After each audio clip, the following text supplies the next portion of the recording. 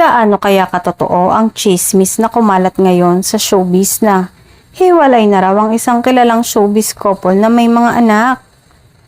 Magkaiba sila ng mundong ginagalawan at sa kanilang dalawa ay masikat ang babae.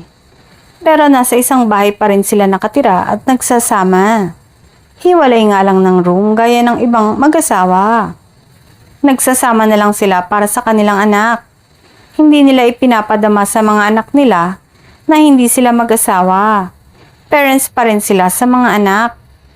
Alam ng malalapit sa kanila ang ganitong setup ng couple. Wala naman silang magawa na magsama uli ang dalawa, lalo na't mas strong ang karakter ni babae kaysa lalaki na mayaman lang. Kumbaga, mas kilala si babae sa showbiz industry at ang lalaki naman ay napapasali lang minsan kapag may post si babae. Sino kaya ang showbiz couple na ito? May hula na ba kayo?